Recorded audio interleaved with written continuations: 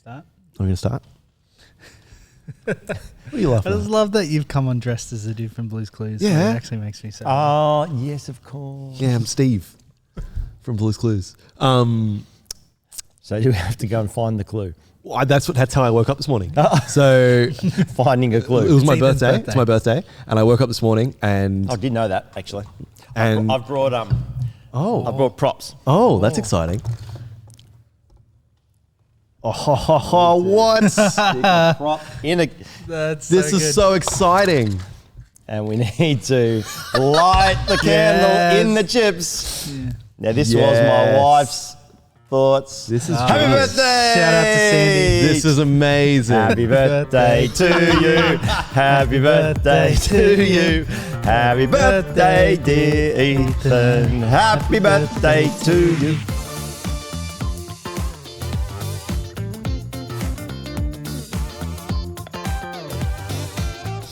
Forty never looks so good. That was Sandy's idea. That was a thank you, genius Sandy. idea, Sandy. That was I don't know if very you want to put the excellent. hot candle straight I know. I was looking at the back of my glasses case in there. Cover it. That was such a good idea. That was awesome. But yes, so I woke up this morning and Katie had hidden Blue's Clues around the house, and I went and looked for them to then find. And that's the present. This is the present and the I hat. see. Yeah. So Very cool. it was very exciting. Enough about me. Hello, we want to welcome Liam onto the Ship Launch podcast. It's very exciting to have you here. I'm Ethan, as we have just found out. This is Braden, and our guest is Liam. Very good to have you. You have brought chips, I have brought chips. which is very excellent. Because they're birthday chips. Our Yes. birthday chips. And they segue perfectly into our intro question. Liam, how do you have your chips? Well, Candles? No candles? well, it's not the only prop I brought. Oh, yes! The real deal. Amazing. And you know where to buy it? Where? Guy Mere Fish and Chip Shop. So Guy Mears Fish and Chip Shop. Yeah. So for our audio listeners, this is Jacobs, Jacobs, Jacoubs,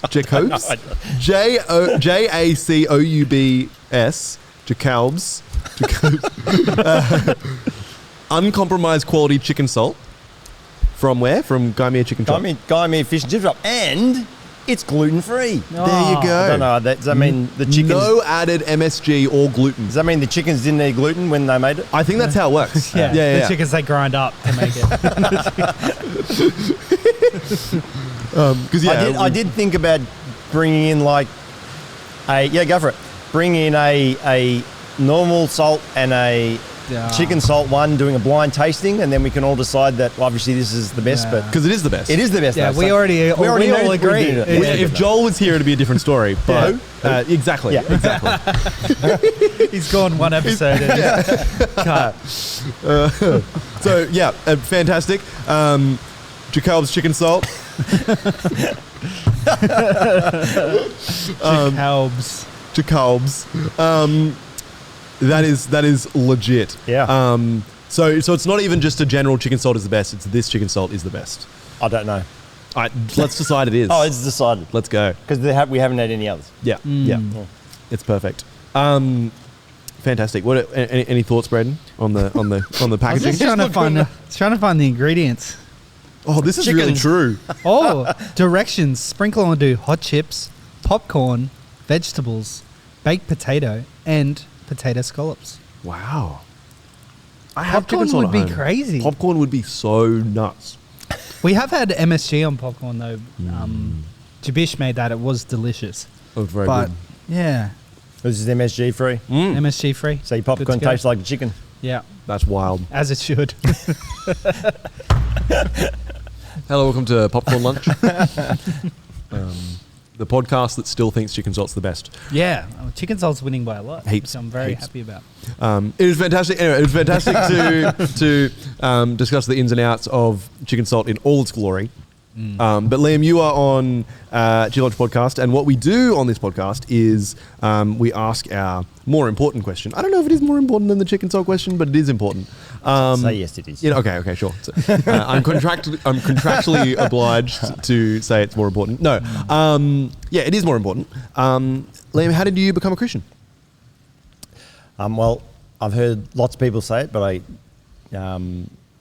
I know Fee Francesconi, and there's lots of other people who didn't. So Fee didn't actually bring me to. I thought I've listened to lots of them recently, and yeah, she did. No, I grew up in a Christian home. I'm from Melbourne, and I actually rang Mum yesterday. Say, Mum, did your grandparents go to church? And she said, no, my grandparents didn't, but my parents did, and your dad's parents did. So my grandparents went to church. My parents went to church, and I grew up in the church then in Melbourne, Doncaster, and I was surrounded by a village of parents, just like here, at Soli's, and I was brought up by all of them. Unfortunately, just lost one last week, lost another one this year, about to lose another one. I found out yesterday from a really good friend of mine. That's the time it's happening, but they all brought me up in the faith, and I was always involved, always went to Sunday school, involved in church, grew up with all my mates. It was just families. Would have been 20 odd families there, all bringing us up. Camps, all going away to get church camps. Awesome. Wasn't until I was 16 that I went on a youth group camp though, and there was a speaker there. Still in Melbourne? Still in Melbourne, Yep. yeah. There was a speaker there, came along. He didn't go to our church, and he gave me the talk and gave it to everyone. And I went, oh, well, that's the time. I still got a little bookmark he wrote on as well, actually, in a Bible at home. I was going to bring in, show you, but that's I can't remember his name, can't remember who he was, but he was. I just know that's when. Do you remember what he talked about? Own. No, just that's where I made the decision. And that was so I was 16, and then I think pretty much from then I was involved in church music and stuff like that. But that's all I did. It was all within the church. It wasn't until a couple of years later that I went to started going to camps. I didn't didn't know the camps with other churches. And that's when everything just exploded for me. Got to meet lots of new people. Many of whom I'm still friends with. This is back in the late 80s. Still friends with a heap of them, all from the camps. That's really cool. Which is really good. And we all were just hanging out together, learning about God, and that's where it all just grew. So, Do you remember there being a shift in your life then? Like, I always grew up. I'd always had it in my life, and I've been thinking about this and listening to other people talk, and think, gee, I feel inadequate talking about it because I sort of lived two lives. School was school. I was a nobody at school. And just the average kid. Ended up, I was at a state school for year 7 and 8, and then one of these families that were my pseudo parents in a way. Their son was my best man as well, so a really close family. I don't think they could really afford to send their kids, the 3 boys, to this school, a GPS school, and they said to my mum, send Liam. And so she sent me. So in year 9, I shifted, which is good because I got away from the bullies that was beaten up in year 7 and 8, and I was just an average kid. And then but then went to another school, and I was an average kid.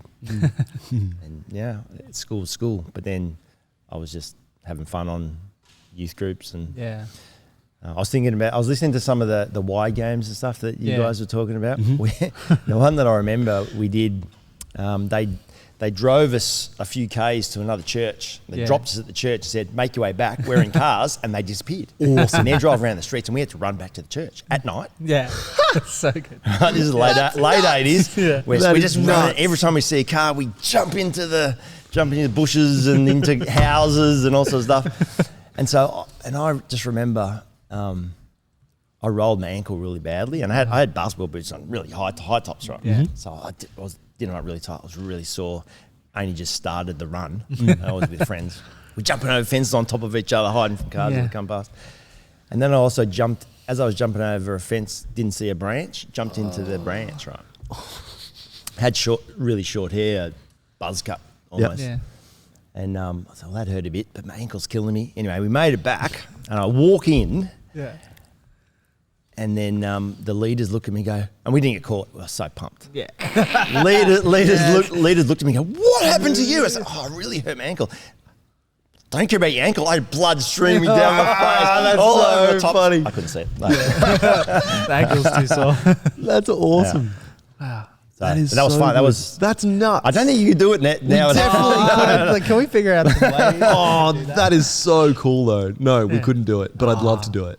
So instead of such a fun trying idea. to find the leaders in the bush, Yeah. They were trying to they find were chasing you. us in their cars. Oh, that's so good. Yeah. Don't do that at home. What happens I if want you got to go- caught? Like, would they just tell you to get in the car? I think so, and took us back to the right. church. That's so good. Yeah. That's awesome. I still remember, and that's one of those memories I still remember. Yeah. Yeah, that's huge. Oh, But that was all down in Melbourne. sick. And I studied at uni, went to, I went to uni first, computing and accounting. It's where the money was. Yeah. Right. Excellent. I'd done science all my life. I didn't know what accounting was. Hated it. Maths. Well, I like maths. I just did- didn't like accounting. Business. It was, Yeah, business. Anyway, it's a different vibe. so I deferred for a year. Mm-hmm. And the time I deferred, the place I was going to was an Institute of Technology. Mm-hmm. They combined with Monash Uni. They were bought by Monash Uni. Okay. So after working for a year, I was working in a hospital kitchen. I could choose any uni degree I wanted. And so I did. And I had to Excellent. pick up some subjects. And just psychology. That sounds good. And I'll do maths. Yeah, maths was okay. Business was pretty crap. I won't do that. I've never done biology. I'll do biology. Yeah. And then I majored in biology. Did botany and zoology at the Department of Evolutionary Biology at Monash University. Wow. Wild. And I majored in botany and zoology. We were called the Bozos. Amazing. Amazing. And the reason I said all that was I didn't take any God stuff to uni. Yeah. Yeah. And I was part of the evolutionary biology department. Yeah. And although I did write there was one essay I had to write. It was on altruism. Altruism is when organisms look after other organisms that aren't theirs. Yeah. And I wrote it. I was trying to be a bit sneaky and wrote it, trying to put faith in there somehow. I got a really good mark for it. Well done. Yeah. And so that was pretty much the only time I ever really took it there. I was always going to camps, and my lives were separate. Yeah. There was the uni, the education stuff. I thought, that's just to get me something. Yeah. And then What made the you church stuff. what led you towards going to university? Was it just something you was gonna do? Yeah, Yeah. I didn't know what I was going to do. Yeah.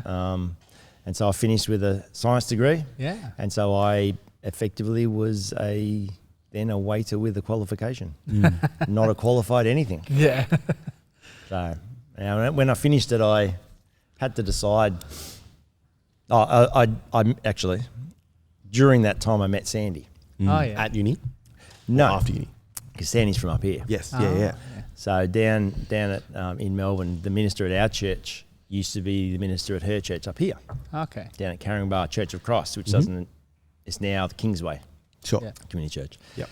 So, and she used to babysit his kids. So she said, "This is not goodbye. This is me coming down for holidays." Oh, lovely. And so she came down and he set us up. There you go. And I still remember the minister, and he married. We got him to marry us. Yeah. I still remember he said to me, he took me out for I got a milkshake or something. And he said, "Now, I've got this girl coming down. She's got a really good personality." And that's pretty much all he said. And I went, "Oh, okay. All right, so I want you to show her around." Amazing. Anyway, so she came down and I went around there after work and met her, and then she was only down there for a week, but that was all that was needed. Yeah. We hit it off really well. Fantastic. I'm sure she'll Rest is history. be able to tell you the ins and other outs side of that of the first meeting, but that was something really special. So it was obvious she didn't just have a good personality. Yeah. Yeah. And it was obvious that God was guiding my life. And so when I finished uni then, I said, right, well, I'm going to move up to Sydney. Yeah. Instead of, I didn't want to do honours. I got offered honours, didn't want to do it. Yeah. Yeah. I was just sick of study. Yep. Yeah. I thought might go back and do it. But then, so I came up here and got a job as a waiter. So I was a waiter with the qualification. Awesome. Yeah. That was it. Where were you a waiter at? In at Wesley Centre in the city. Cool. So in the Wesley Conference Centre, they had a restaurant. Yeah. And I was a waiter there, and then ended up being the restaurant manager, and then being the centre front of house manager. So we had big conferences and all sorts of stuff going on there. Met lots of people doing that sort of stuff. Now you've had this same kind of experience Christianity wise at school and at uni, having them kind of separate. Yeah. Now you've moved out of Melbourne and you're in the city and you're working and it's all in a Christian organisation. In a Christian organisation. Even in that, how's that going? Like, pretty good actually. And so we were heavily involved in Engadine Church of Christ. Mm-hmm. Yeah. Sandy and I, she'd just moved down there, so I joined in, met a whole heap of new people. Joined in with camps up here. So the Churches of Christ had massive camping program up here. Easter Fest was a big one. So used to go there every year. And I think I come up here in '94, and I got into the band as well. Yeah, cool. So I was just doing a backup singing in that band. Loved it. Awesome. I think they're going to get back together next year. The guy who ran it's getting them back together next year. That's He's booked hilarious. out the conference center already. He wants to that's get awesome. the whole group back together. Yeah. They're pretty fantastic musicians. Sick. One of them played for Garage Hymnal. Oh yeah. Guitar for very them cool. for a while. But they're all good mates. But that was learnt heaps there. And then I started directing camps. So youth camps, junior high camps. We had 100 kids at a junior high camp down at Stanwell Tops, and remember doing that with my friends. We did wacko, crazy things. Not quite chasing kids in cars, wacko. No. But they did. Someone told me that if you shave a sparkler, you get all the shavings off a sparkler, and you can put it into the lid of a Coke lid, and then you shove another sparkler and it goes out, and it's like fireworks. Yeah. So this is cool. So we had this camp going, and we had, I don't know why, Barbie was the mascot or something. So we filled Barbie up with sparklers, stuck her in the middle of the basketball court, and then someone set her on fire, and then we all told her it was night time. Said, "Look out there!" And there's Barbie out there, and she just exploded in fireworks. Oh goodness gracious! Yeah, me. How good are sparklers? Sparkle bombs. Yeah, Amazing. it was that was interesting. But no, that was really good though, because I got to impact lots of kids, and then I was still going on the Easter Fest camp, ended up directing one. Yep.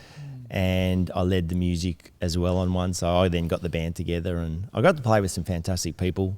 Some who went on to, the sound engineer for Hillsong and all their music, and mixed a whole heap of their recordings. In fact, lived it on site where they did their mastering, and did all the mastering for them. Another guy was the United Live front of house mixer.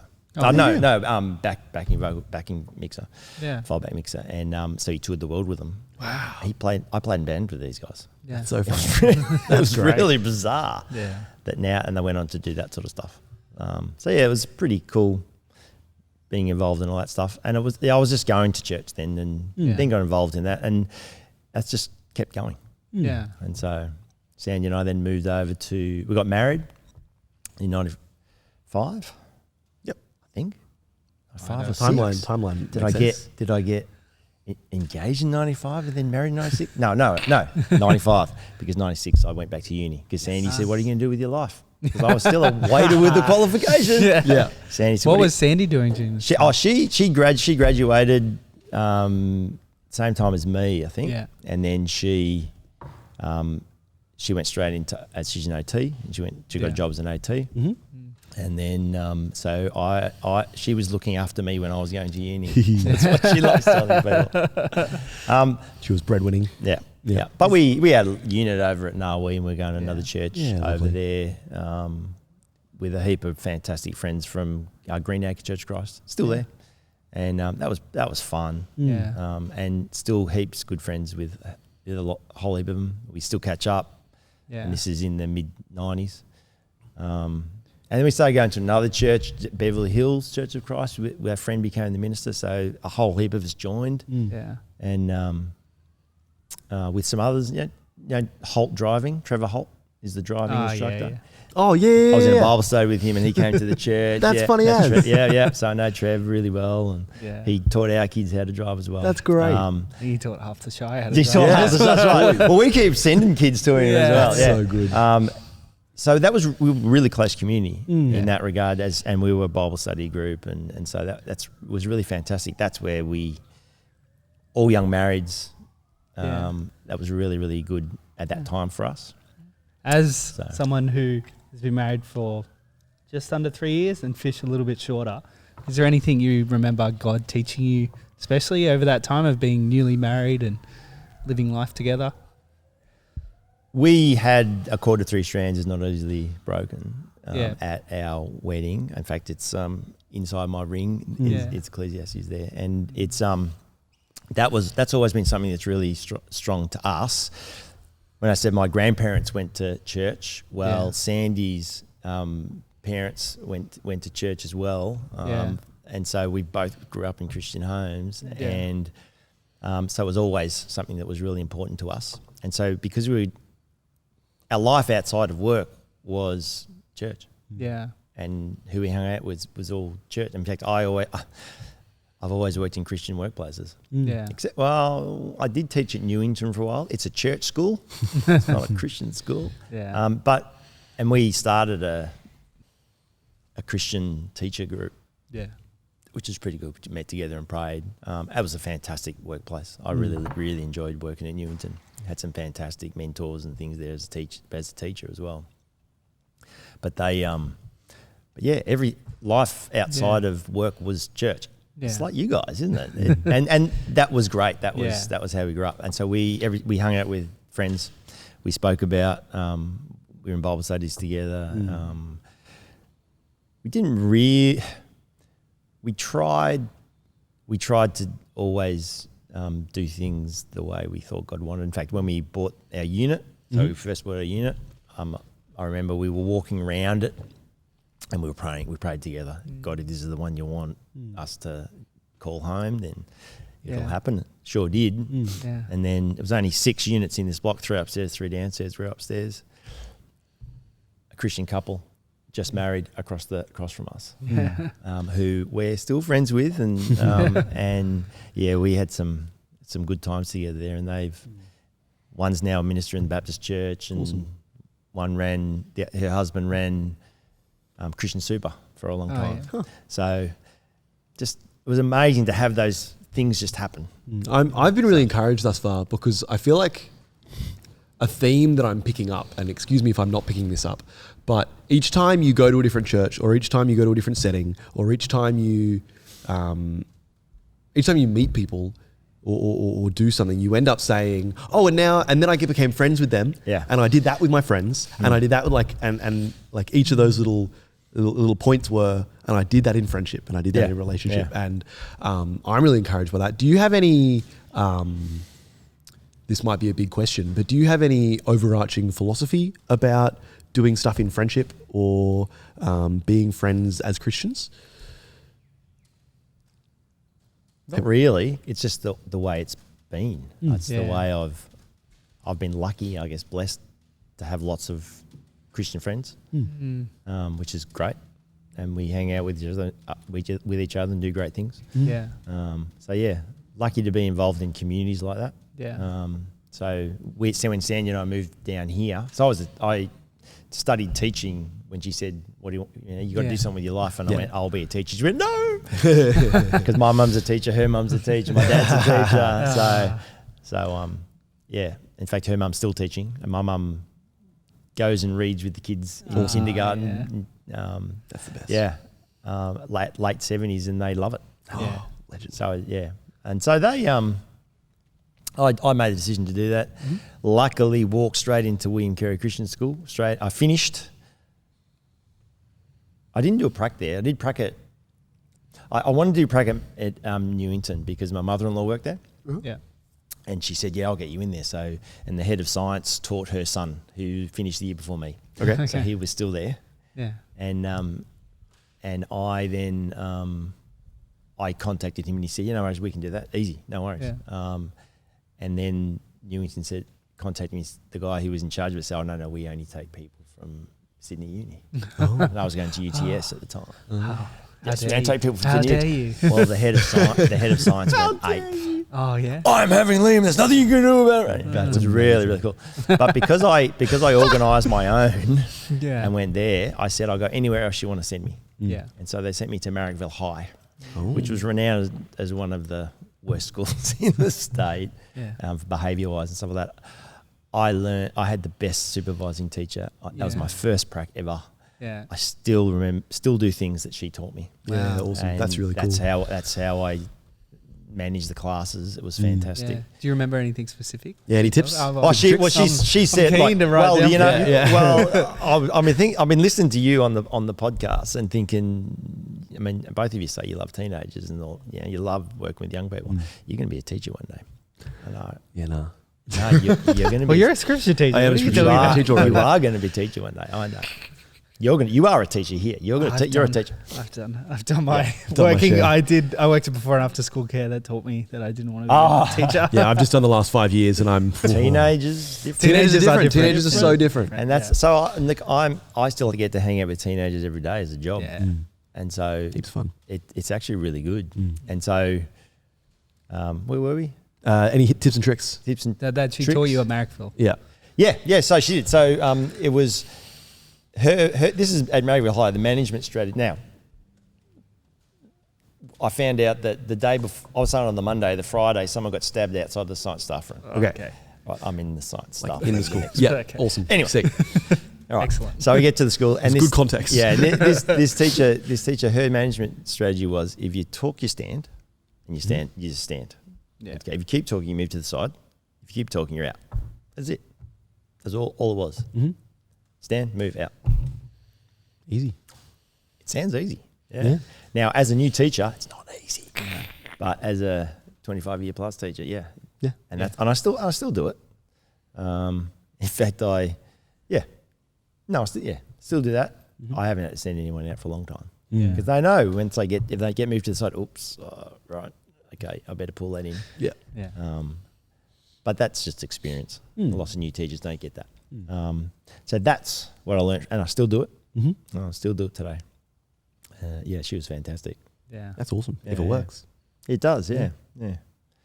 So, and then, I've been teaching since. I taught at William Carey, then for 4 years. And when I finished uni then, I contacted a whole heap of schools, and William Carey was one that came up. They were having a job for the following year, so I applied for the job and ended up getting it. And they said, this is so I finished in end of October, November. Yep. And they said, could you start tomorrow? I said, what do you mean? Oh, we need a casual teacher. Sure. Yeah. So I walked straight into teaching, and I've loved it ever since. And so then I became a year advisor. Loved that. Get to spend time with kids. Yep. But then I've moved since then into curriculum, more looking after how things happen in the school. And then I was at Innerborough for 18 years. Sick. Yeah. What's the difference between? I know you said you've been pretty much only at Christian schools. Yeah. But as a teacher, what's the difference between working at a public school and working at a Christian school? We can talk about God whenever we really want to and not be worried about being told not to by other staff. When I was at Newington, actually, it was a funny thing happened at Newington because at William Carey, I thought I think I started praying with the class when we started the class. We went to Newington, and I thought I'll keep doing that, And we got in with this group of a whole heap of new teachers started at the same time as me, and we were all Christian. Oh, Yeah. cool. In fact, when I did science teaching at UTS, 30 people in the course, 16 of us were Christian. Wow. Doing science. That's wild. It was wild. And we talked about this stuff. It was really cool. It's super cool. So I went so we were good. And so I met up with these new Christian teachers, and we used to talk to each other about what that meant and stuff like that. And that was really good. And so I was praying with my classes before we started. And so I had this year 10 science class, and they weren't the smartest boys. And a lot of them were, into sport and a lot in the rowing team. rowing. So That's cool. Yeah, really, really big at Newington. Awesome. Okay. And so I'd be praying with them. What do you want me to pray for? Oh, pray for the rowing. So I'd pray, okay, they got a regatta this weekend. God, can you make all their training come to fruition and they can do the best they can? Yeah, that's what I prayed. I didn't say pray. Pray that they win. Pray they win. Yeah. Well, they came back the next week. They won. Awesome. And they were so excited. Now, in the meantime, I'd been taken into one of the head honchos at Newington's office and said, Liam, over here you've been praying before class. You're not allowed to do that. That's not what we do here. Okay. I went, Okay. What do you mean? No, we don't do that here. I went, oh, great. Anyway, so I went back into the science staff room and was talking to the rest of the science teachers about it. Head of science was an atheist. Mm-hmm. Yeah. Used to have ripping conversations with another guy who was an older Christian guy as well. He was furious that I was told what I couldn't do in my class. No. So he went, That's awesome. That's so good. It was really cool. Anyway, but I decided not to. I wasn't going to do it anymore. So I went back into class and they said, "Sir, can you pray again for us? We won last week. It was so good. We got another regatta. Can you pray again?" I said, "I'm actually not allowed to do it. I've been told I'm not allowed to do it." What? We'll do it then. So they did. That's awesome. And it was That's so funny. That's something that I've just remember. Yeah. It was really, really Hold on to that one. That's great. Yeah, and so that was good. And I was only there for 3 years, and then Saturday sport was killing me. And we had, I loved basketball, but then I had to do rugby. I'm from Victoria. AFL's my sport and basketball. And so they put me coaching a rugby team, and I'm going, I don't know. On Saturdays for school as a teacher. Oh, yeah. So that's what they do, the sport. And you get paid a bit more and stuff. So I had to coach. I didn't even know that was a thing. Saturday basketball, loved it. And I ended up finishing up coaching. There was 8 teams in each year group, really. I ended up coaching the under 16 A's and B's. That was pretty cool. And then I got to coach the thirds, and the first, seconds, and thirds all trained together. And this was a big deal. And so I got to coach with an ex-NBL coach.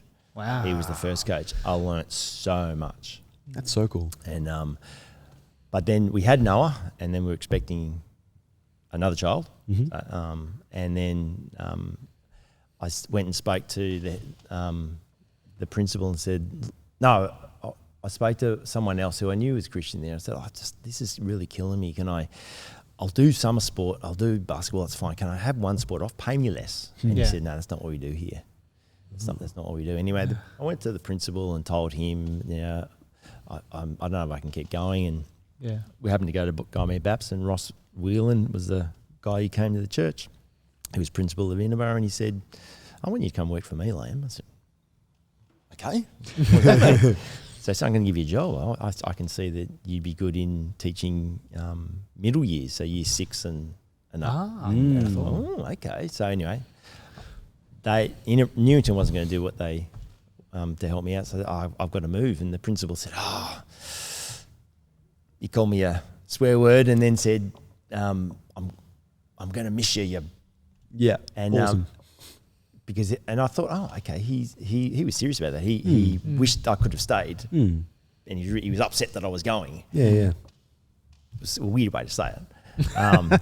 But yeah, so then I went there, and I was teaching year 6, 7, and up to 12, biology in year 11 and 12, and that was really good.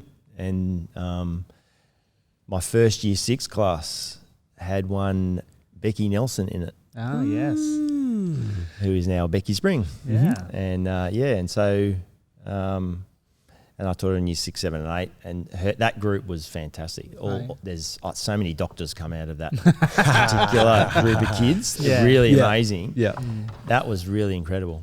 And so I was there for 18 years though, and then moved into curriculum, looking after subjects students choose, HSC, NESA, all this sort of stuff that had to happen. And I was getting bored of it, and then I wanted something else, and I couldn't get a step up. And I tried for 6 or 7 years trying to get a promotion, and went for multiple interviews, and every time was going in and praying about it, and kept missing out. Sometimes by the skin of my teeth. 3 people went one person, 2 people went the other on the panel. I was told that by the principal of the school and things like that. So it was nice, but it was hard. Yeah. And then only last year managed to finally get a job at Shell Harbour Anglican College as deputy. They needed a new deputy. Didn't have one. Yeah. So I became the deputy down there, and it's been amazing. All those times, God's opened the doors. God's opened the doors. And all the times those doors were shut, I was learning stuff about where to go next. But that was over the last. Well, that was since I've been here. Yeah. So we started coming here when we were at PAC. So that was the first year. When was that? 2013, 2014? 2013, I think it was. 2013, yeah. We would have had PAC did we have PAC by 2013? No, because you didn't have PAC when I was in high school. Then and I was it 2014? came after that. And we started in September, but there's a reason why we started, and this I thought would end up being the title of this podcast. Ooh. Yeah, Dave loves a title. Well, he does love a title. You've heard of midlife crises. Yeah. Yeah. Well, I had a midlife crisis. Look, stuff had sort of gone bad for me. That you heard the Queen, may she rest in peace, had annus horribilis, the horrible year one year. Yeah. I had annus horribilis in 2009. Okay. I started out in 2009. I had a stroke. Wow. So, and I had to spend a week in hospital and then a whole term one recovering. And that was pretty intense. Nothing. Yeah, anything cause it? No. Like it was No. Just, I don't know. Yep. Just remember one day I was going into church to play music and so I was practicing and I couldn't make the chords in the hands and something was wrong. So I went and I said, you guys will be right without me. Went and sat with Sandy and Sandy said, you all right? And I said, oh, no, I can't. I couldn't really play guitar. I just let them do it. And she said, let's go to the hospital. Thankfully, I'm married to a very clever wife. Yes. Yeah. So she took me to Carina and they put me straight into Southdale and I had a stroke. Wow. And yeah, that took a long time to get over. Started losing words. Wow. So I was losing, I couldn't select some words and that I had to go and have a speech pathology test afterwards in the hospital when I was there. And she went, right, what I want you to do is say as many words as you can think of that start with a letter in a minute. I'm going to tell you the letter and then start the stopwatch. Wow. All right. And then as many as you can think of in a minute. Like how many do you reckon you guys could say? Oh, I don't even know. Yeah. I actually don't think many. We'll do it at the end. I really think we could do this. Well, I said 6 in a minute. Wow. And 3 of them were 44 and 444.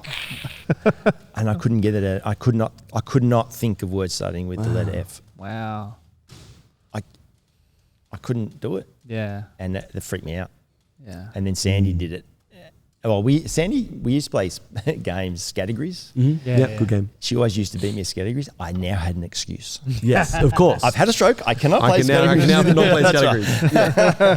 right. But that was pretty intense. And then in that same year, when I finally did go back to work, just some bullying and stuff was going on with some of my colleagues, and it was horrible. And I had to deal with it. It was yuck. Yeah. This is all in 2009. It's all in 2009, yeah. And then we just built a house, and then we moved in 2010 into the house. Our neighbours weren't very happy with the house being built or us being there. It was not very nice. And that was really yuck. Yeah. Horrible year. And then it wasn't until about 2012. And I've been playing at church the whole time. Yeah. So we were going to Gymea Baps. If you played in the morning, you had to. There was 2 services, one at 9 and one at 10:30 or something like that. And so, was it 9 or 8:30, something like that? And so you had to get there at 7, set up, practice, get the team together, practice. And you had to do both services. Yeah. So I was there for 5 hours as a volunteer on a Sunday with 2 young kids. Yeah. Trying to get all this happening. And then it was after the first.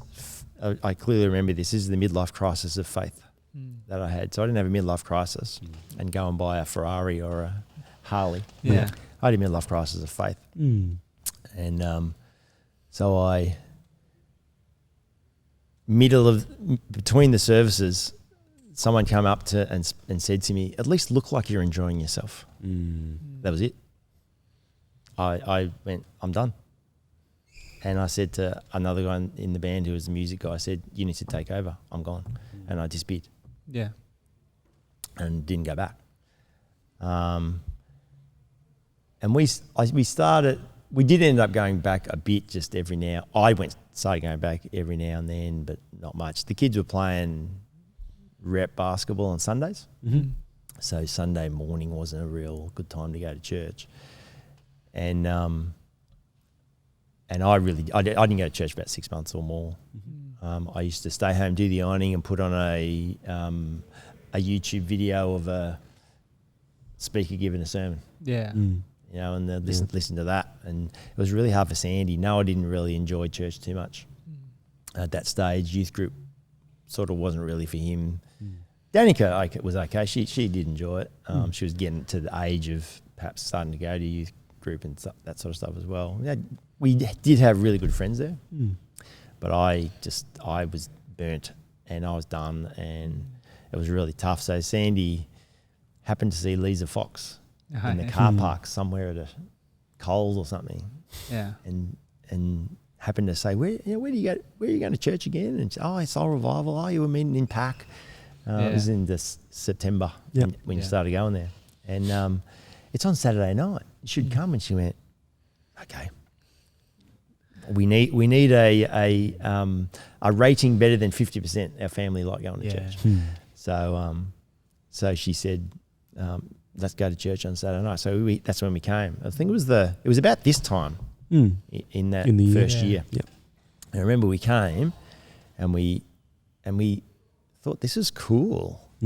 There's a meal? What's going on? And I can't do it without the tables come out. I can't imagine. It's spoilt now. Well, I invite people along here, and I've had good mates, a minister in Ballarat. He's taken it back down there. Yeah, awesome. He came here once and saw it. My dad used to talk about it all the time. Yeah.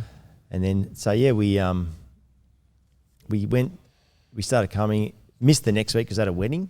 A good friend got married. I was his groomsman. Brett Hartley, principal of Shire Christian School. Oh yeah. Yeah. So, and then the kids said, "Are we going back to Soul Revival the next week?" Yeah. And Sandy and I looked at each other and went, "Yeah," and both of them went, "Yes," and we went, "Cool." Okay, this is awesome. So we started coming back, and I didn't play music for 2 years. Hadn't played music for 2 years. Hadn't picked a guitar up. And Blessed Be Your Name was being played one night at Pack, and that was my song anyway, and that flicked a switch. Yeah, awesome. And then I jumped back on and played guitar there a little bit, and that's what I love doing now. Yeah, it's awesome. So it was a big cross of the faith though, because going through all that stuff with being a scientist, studying evolutionary biology, if you like, and I never really reconciled the whole science versus faith stuff, and I kept struggling with it, kept struggling, and it wasn't until we started coming here, I think, in this building, and so and I was talking to your dad about it, talking to Stu. And I really struggle with it, and I need to know, and my science tells me this, and faith's telling me this, and so it was really tough. And I'm still a science teacher. And Stu said a few words that just changed the way it clicked in my mind, and he said, "Oh, you're a doubter." That's all he said. Yeah. And I went, "Is that all it is?" Yeah, I'm a doubter too. What? What are you talking about? Yeah. That's all he said, and literally changed the way that I then thought about all that stuff. And so, what does that mean? What does it being a doubter change about? It was okay for me not to have all the answers, and sometimes to go, I don't know whether I actually believe this, and so maybe I'd better find out some more about it and do it. And so, but that was okay. It's okay to ask. You're wrong. Yeah. Because that's a scientism sort of thing. And then I've been listening to some lots of podcasts. John Lennox is one of my favourite speakers. John, They like John Lennox too. Yeah, they like John Lennox. He's one of my favourite speakers. So he's a mathematics professor at Cambridge University. Cambridge University. Yeah, he's killer. And he took on Richard Dawkins. Yeah. I had to give I read one of Dawkins' books at uni actually. Blind Watchmaker. Yep. So he's talking about it's just chance. Yeah.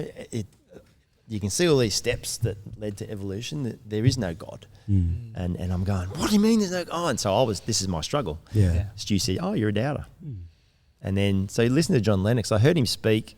He came to Edinburgh actually and spoke one time. Yeah, we had this special thing. A few people came over. Oh, that's very cool. We got him to speak to year 10, 11, 12, and I happened to hear him. It was fantastic. And he said this, and then I heard a subsequent thing just on the weekend. There's a podcast called Unapologetic. I don't know if you guys have heard. It's awesome. And they just have little 30-minute sessions where they talk to famous people about stuff. So Lee Strobel, Case for Christ, he's on there as well. Yeah. 3 episodes with John Lennox. Awesome. Oh, wow. And John said, and he said something like this when he came to Edinburgh, and then really elaborated on it for me. Just only this week I heard it. And he said, if you go to the beach and you, like Braden, if you see your name written in the sand on the beach, are you going to think that happened by chance or that someone wrote it? Yeah. What are you going to think? Someone wrote it. Someone wrote, obviously. Right? And he said, so how many letters are in your name? 6. 7. 7. I'm trying to count. Braden. I'm trying to count. I was going to ask Ethan. Yeah, Ethan's much easier. I only have 4. I got 5. Ethan. ETHAN. Oh, you do? I've only got 4. Yeah. All right. So Yeah, it is 7. Okay, there you good. go. Right. Yeah, it's good. I have to really think about it. Yeah. So in that case, if you have 6 billion letters that make up you and make you just the way you are, and everyone has those 6 billion letters, what makes you think that happened by chance? Yeah. And That's I really just cool. went, oh yeah. Yeah. And then this week, John Lennox, I heard him talk about it. So I think this podcast's only been out this year. And he said, I take it back to John. And John 1 says, in the beginning was the Word, and the Word was God, and the Word was with God. The Word was with God, and the Word was God. And Jesus is the Word. Yeah. We are, our name is a word. And God knows our name. And so whether it's 6 billion letters long, 4, 5 or 7 letters, Yeah. God knows that. And I don't have a problem with reconciling that understanding with science. And John's really good, Lennox is really good, and he says, the science tells you how. Yeah. It doesn't tell you why. Yeah. That was the thing that was most helpful for me. It doesn't tell you why. I had Stu, I had my dad say that to me when I was in high school, and I was like, oh, that makes sense. That's all I need. Like I get the deeper, like my friends were sending me Bill Nye versus creationist that's right. debates, and I was like, I don't care. Because at that point I was like, oh, actually, like, I don't know, in my personal faith, I didn't need to go any deeper than that. And I have, like, I've, for the sake of others, done a lot of watching and reading and other stuff. But it is beautiful just to think that, God, the Bible tells us why God made it. And it's up to us to figure out how. And that's really cool. It's great that we get to do that. And also, like, if God wanted to do it the way we figured out, figure out, then that's it, right? Like, I think that's really cool. Like, if he is all powerful, then why not him do it in that way? Yeah. And vice versa. Like, I don't know, if it was 7 days of creation, or if it was billions of years. Yeah, ultimately, God did it. Yeah, we're creatures, and we're always going to have a creaturely perspective. Yeah. No matter what we do. And I because I was so separate in my life all that time, and science there and the rest of my life, they never crossed. But when they did cross, which one's going to take over? Which one's going to win? And I couldn't work out which way to go. That was the tough bit. And it's amazing that it took all the way up until, like, you've been teaching for ages. Yeah. Like, it did. And I still, like, when I used to read fantasy to escape. I love fantasy books. Love fantasy. So Raymond Feist, one of my favorites. David Ing's one of my favorites. So I love these writers just because it's escapism, and that's what I was reading. So I do my teaching and read what I needed to for that, but then I'd escape into this. But I never read anything that would help me with the way that I thought, I heard a podcast pulling the Christmas tree down at the end of 2020. Sandy wasn't there, and I just listened to this podcast, and they'd asked Warren Buffett, really famous American investor, how did you become so smart? And he said, I read a book a week. I went, what? You can read a book a week, 45 minutes a day, page a minute. You can read. I thought, there's no way I can do that. I can't read a page a minute. Yeah. And so this podcast, this guy was saying, you can do it, and here's how you do it, and you plan it, and I went, all right. Yeah. I'll give it a go. And so my aim was last year to read a book a week. Yeah. I didn't get there. Yeah. But I read 40 books last year. Wow. That's pretty good. That's amazing. I've read 2. It's the reason I got the job that I got. Yeah. Because my brain was buzzing Yeah. with stuff. First one I read was Atomic Habits by James Clear. I don't know if you read that one. I haven't, but it's a good book. I've read bits of it. The thing I got from that was you set up habits connected to something that you always do. Like you always eat chips. Well, whenever I eat chips, I'm going to pray or whatever. Yeah. So my Bible studies were hard, or little individual devotions were hard for me. So I Time right, with God. breakfast. I eat breakfast every day. Yeah. I'm going to do a devotion every day when I have breakfast. Awesome. Yeah. I read every night. I'm going to have a thankfulness journal. I'm not a journal person. Yeah. So I'm going to, every time before I start reading, I'm going to write one thing that I'm thankful for that day in there. And so I did it for last year. Yeah. That's awesome. And then I decided not to eat breakfast anymore, which was a pain because my habit was attached to it. But Yeah. that was a really good book, and it shifted the way I thought. Yeah. One of the best book I read last year was Adam Grant's Think Again, and he said change the way that you think about stuff. If you come up against people who you will struggle with, and they're really argumentative and they're a problem to deal with, he said, dance with them. Just take a step to the side. Yeah. Don't Yeah. step back. Yeah. Take a step to the side and dance with them. And I went, oh yeah, that was my favourite book. Conflict resolution. But the one that helped me out a lot was Simon Sinek as well. Have you heard of Simon Sinek? No. So he made a podcast called A Little Bit of Optimism, and he said the world needs a little bit of optimism going through COVID and all this stuff. And so he started interviewing people. I don't think he's a Christian, but he interviews lots of people who are, and just talks to them about that stuff. Because he said the world needs a little bit of optimism, and you've got it, so tell me about it. Yeah. Lovely. Anyway, he has this thing called Why. What's your why? And I read his book because I watched his podcast. 30 million people have watched his podcast. It's ridiculously large. Ludicrous. And the microphone breaks halfway, so he's got to get another microphone. But people still watch it. He says, I got his book, Start With Why, and I read it. And the idea is find your why. His big thing is you talk about what you do, how you do it, and your why's in the middle. And some big companies, he's talking about companies and stuff. It's a business. Yeah, so companies dealing with what are all about, he talks about Dell computers. We make these fantastic computers that have this much RAM and this fantastic screen and this, that's how they sell the and these are fantastic. Do you want to buy one of our computers? And Apple says, we love aesthetics. We know you do too. Yeah. We make beautiful things because we want you to actually take part, have this beautiful thing that's going to work for you. Yeah. We happen to make computers as well. Do you want to buy one? Yeah. That's literally what and who are you going to buy a computer? And I think computers, like what's really interesting about this circle format is that I feel like Apple in the last maybe 6 years has actually shifted away. I think you're right. When they started, Steve Jobs was the one. Steve Jobs was the one, and they started. What was really helpful is their first big advertisement was at the Super Bowl. And it was just the Big Brother, a scene from Metropolis or Big Brother. Think differently. It was. And it was just a woman running into everyone looking at a screen. Woman runs in, throws a sledgehammer at the screen, breaks it. Oh look, we also sell computers. But their thing was we want to change the world. And that's our why. We're going to change the world. We're going to change. And also buy a computer. And everyone was like, this is the best. We want to be a part of that. Whereas when you're Dell and you're selling your product, it's like, well, yeah, cool, I'll buy a computer because it's a computer. I think what's really cool about that book in particular is we've got a lot of that at Soul Revival. in how we try and communicate church. Yeah. I think it's really easy to sit on a podcast like this Yeah. and talk about, or in conversation if Lisa met Sandy in the park and was like, oh, come to church, we have dinner.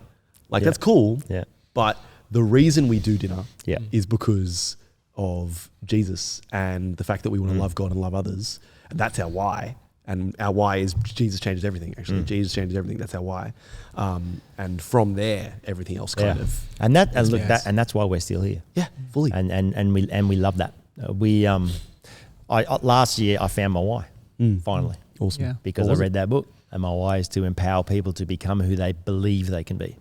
So often people think about, I'd like to do that one day. What's stopping you? I want to help you to do that. And so every time I have conversations with people, that's my why now. I'm thinking about that. So if anyone's had conversations with me in the last year, they might have had me go off on those tangents a bit because I want to empower you to actually become who you believe you can become. And so that's changed the way that I do things. Do it with students, do it with teachers, do it with friends, do it here. I love leading groups of musicians because I love empowering them to be able to use the talents and gifts that God's given them to then equip others to worship God. That's why I do it as well as worshiping God, because that's what I love doing. This place I love being involved in it because that's what I think my ministry is, here to help people get in touch with that part of God in that way. We touched a little bit on the music journey as we've gone along, because it's so interweaved. I'm keen to know where it started. Okay. Where can we go back to? Yeah. Well, we've come all the way back. We're going to Yeah. circle all the way back through spiral method, as a certain teachers love, who I won't name. Where did it start? Music. Oh, look, I always was musical, and Dad was musical. Dad was really, really musical. He would always be singing in church and had a guitar. We had a couple of guitars at home. I've got one of his. My father passed away a couple of years ago, and I grabbed one of his guitars, and I said, "No, I can have it if he likes." So if you want to take it, it's his to have. But I love playing it. Yeah. But the strap is the strap that he had on his the guitar. I remember when I was this big. Yeah. Awesome. And that he's not getting the strap. Yeah. It's that sort of thing. Yeah. And so I was really young, and then Dad had me sing a song in church once with him. Psalm 150 is talking about praise God, praise Him with the cymbals, praise Him with the trumpets, praise all these sorts of things.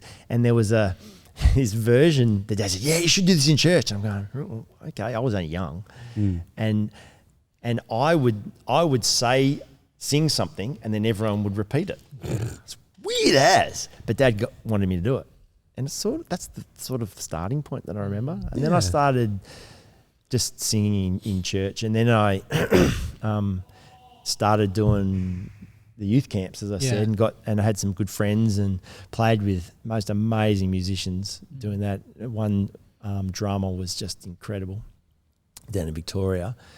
He's still playing. I think that's what he does. He teaches at drums and plays in bands and stuff. He's fantastic. And just loved it. And then started writing songs. Joined a band down in Melbourne, which I thought I was so cool, but I wasn't really. But so I bought electric guitar. We were a heavy metal band, heavy Christian rock band. Strider, which put out tape. Ooh. So do you know what tapes are? Oh, yes, I do. Oh, you do? Because I have a tape. Oh, yes. Yes. That's the tape. That's the only one. Camera. Actually, no, that is the camera. Yeah. Simple Dreams, we were called. Simple Dreams. And it's a tape. So and I want to actually digitize it. So I haven't managed to do it yet. I have a tape player at home that I could have listened to this, actually. That would have been amazing. It's really good. But yeah, that was fun. And we got to play around different places and played a few big Christian gigs down in Victoria. And then it sort of fizzled away, and I moved up to Sydney. Yeah. And then I was playing I was just backup singing. I wasn't playing guitar at all, backup singer. But then a friend that I taught with at William Carey Christian School introduced me to another mate, another guy called Tim Murray, and said, "You two would be great together." And Tim was a fantastic lyricist and writer, and I could just add my arranging skills and vocals, and we then started a two-piece called Two Fish. Yeah. And we started doing some gigs around and played a lot of different places, and and then we got a drummer and a bass player, and so we recorded an album. Did you change to Four Fish? No, we had to think of a name. I came up with Bypass, so we went with that. We recorded an album, and then the drummer and bass player from the Blue Mountains. So rehearsals had to be at Wetherill Park. It's really intense. Anyway, so I can't keep doing it anymore. Yeah. And so didn't end up doing it anymore. So that's the band journey. But then I was just playing in church all the way along. Yeah, awesome. And then got to play, with some fantastic musos, and started writing songs in that process, and still do. And my mates still play in Melbourne. My cousin, actually, he's 10 years older than me. Always looked up to him. He was he had the Strat and all this sort of stuff, and I borrowed it, and but then I got in a band with him, and so that's really fun. The drummer from that Simple Dreams, still plays with my cousin. That's the best. Now, 30 years later, that's so good. which is really cool, and my other really good mate. So, and I know if I go down, I can just join in, and because they're still singing my songs, which is actually really cool. Yeah. That's where I started. But then so when I talked to him, and Ross, not yet a Christian, I like to say it that way. Not yet. And every time I talk to him, he says, "No, what are you doing music-wise?" I say, "Yeah, I'm doing some great stuff at church at the moment." Yeah. Love it. I get to have these conversations, really cool. and I do. I love it. I love being in the groups. I want to get as many people as I can involved in music. So if you're out there and you want to get involved in music, come and see me. I do want to get people involved, and especially young people. I know there's a lot of young people now who are musical, and I'd love to get them involved doing stuff.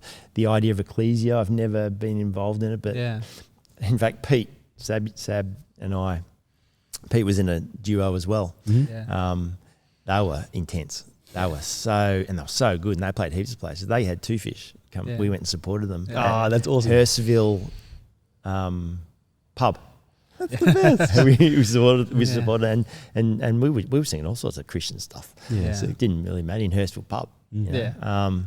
So I've known Pete since the Church of Christ days in the 90s at camps. That is very and cool. Dicker. Pete and Michael Dicker were like this, and they were buffets. That's awesome. But they were awesome. The best. Oh yeah, and so I love playing with Pete. And 1 week away, a couple of years ago, the last one we had, not this year, a couple of years ago, we went into a room and just pulled out all the old songs and just started playing them. It was fantastic. That's the best. I'd love to do an ecclesia here or something, and just rock it out. Yeah. And I love seeing, John and Rich have joined the church now, and John was on here, the podcast as well. Yep. They're fantastic, and their passion that they've got is really nice. Having Dave being in that band's fantastic, because God's blessed us with talents. We want them to be used by the church, and so that used by God, so that people can worship Him. And that's what I love doing. Yeah, absolutely. Very cool. Before we go any further, I do want to read out the songs. So the album is called Anticipation. Side A, we have Creation. Creation is an interesting one because there's no vocal. Ooh, and instrumental. Oh my goodness! And the other guitarist he was a shredder. He got one of Steve Vai's Gem 7 strings. Yeah. He was an absolute shredder. Amazing. I can never do that. Amazing. And so he's got like 3 or 4 guitar tracks laid over the top of each other on that thing.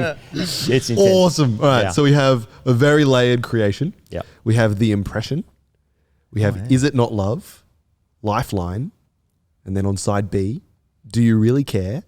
Oh, I think I did the lead solo on Do You Really Care. Very nice. Very nice. Hold On, Anticipation, and Just Because. Your title track's second last. That's very cool. That's interesting. Yeah, I don't know why. Yeah, anyway.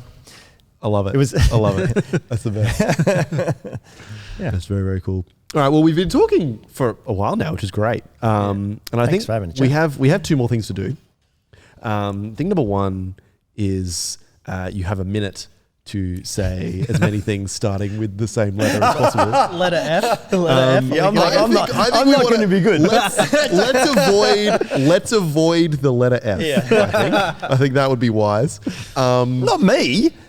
Well, yeah. Braden. What? Braden, you can start. Okay, what letter? You got to. Let's go. What am I trying to beat? 4? We're trying to beat 4. You just got to beat 4. It won't be hard. You don't know yet. And then Liam, you have to go again after reading 42 books in a year. So I feel like. All right. The letter really bad at is this stuff. A. Go. Anteater, amphibian, apple. Oh man, this is harder than I thought. And anticipation. Hey, the pressure. Arctic. Anthony. Do names count? Why not? Arabella. Why am I so bad at this? Man, I don't even have an excuse. So you got 9 in 30 seconds. I got 6 in a minute. Yeah, I know. We're at 40. I should have just stayed on the animal theme. Now I'm stuck on animals. The word animal counts. Animal. Yeah. You know what? Look, it's 10. This is hard, man. I'm so bad at those 2, things where it's like put you on the spot. 0. Yo, it's heaps harder as soon as I was thinking of a bunch, but I reckon if you would because I wasn't under pressure, I'd be like, A's not even a bad letter. I know. A was a foul. The speech pathologist then said to me, right, say all the cars you can think of. Yeah. Bang, got 20. Yeah. There you go. It was just where I had the stroke was really significant. Wow. It reminds me of remember there was like a game you'd play in school where it was like you had to name an animal for each letter? Yes. Oh, yeah. Yeah. Acrostic sort of thing? Oh, it was. I remember, I don't want to say what we were doing at the time because kids will copy it. And it was very bad. That still happens But now. there was a certain challenge. You were doing something to yourself while you were doing it that would make it harder. There you go. Fair. Yeah. So, but yes, it was. It's. I know the game you're talking about, and it's a very fun game. But yes. All right, Liam. Skimming toads. Really? Yeah. We're doing it. We're doing it. All right. Let's go for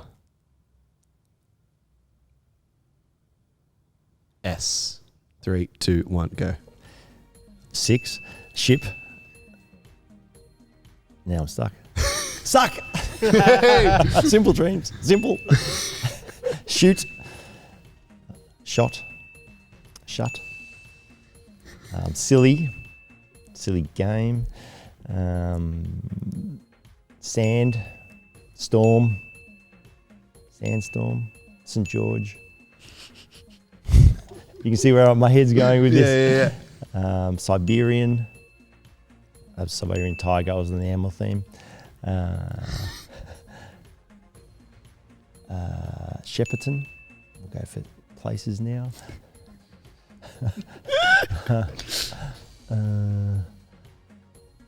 Sallow. Sow. Sick and salt. Is that right? Is that 2 words?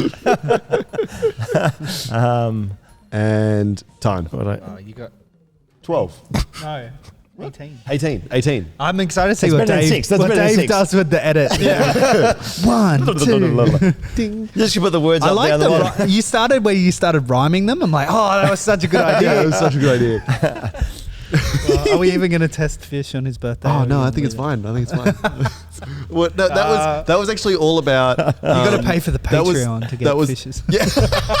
Just jump on the Discord, and I'll be doing it live next week. Yes. I think that what is exciting about that is that we have seen growth. That's right. I'm so much better there. So much better.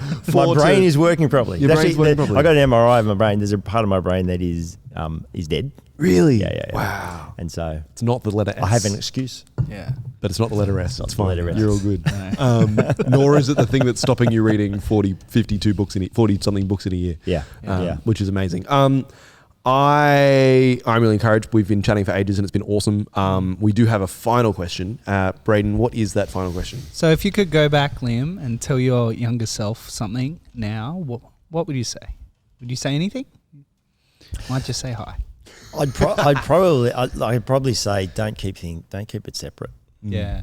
Put your life together and then work stuff out then. Like I went to the uni groups, uni Christian groups and that sort of stuff, and I thought, a bit strange, I don't want to go. But that was my people. Yeah. I kept them separate for so long. Yeah. And I should have been living them like that. And listening to podcasts of Manda and Gemma and all these people so much younger than me, you guys, hearing you talk about it, your life's like this with that sort of stuff as well. And it was at school, and you had the people you could talk to about it, and I sort of didn't. It was outside of school. Yeah. I'd put it together. Yeah, absolutely. Yeah. That's very encouraging. Super encouraging. Well, thank you very much, Liam. Yeah. It has been really fun. I'm very keen to listen to some Simple Dreams. We'll see if we can. We should try and digitize it and make it the outro. If the outro sounds different, well, it's got to be. Do you really care? That's the one. Right. Yeah. Specifically, especially, and it's the lead solo right at the start. That's right. Intro solo. We'll see what we can do. And there's one more S word that I was thinking I should have said because I was going to say it right at the end. One sleigh, and then you know who that goes out to. Yes. So there's a sleigh that I forgot to say earlier. Well done. Managing to get it in. Something going on the poetry thing, something that rhymes with sleigh, is we like to end with a one-way. And I'm so sorry. I apologize. I realize what I've done. And I'm repentant. No. It's your birthday. Yeah. It's my birthday. It's your birthday. It's my birthday. Youth's not even on. Let's do a one-way and run away. Okay.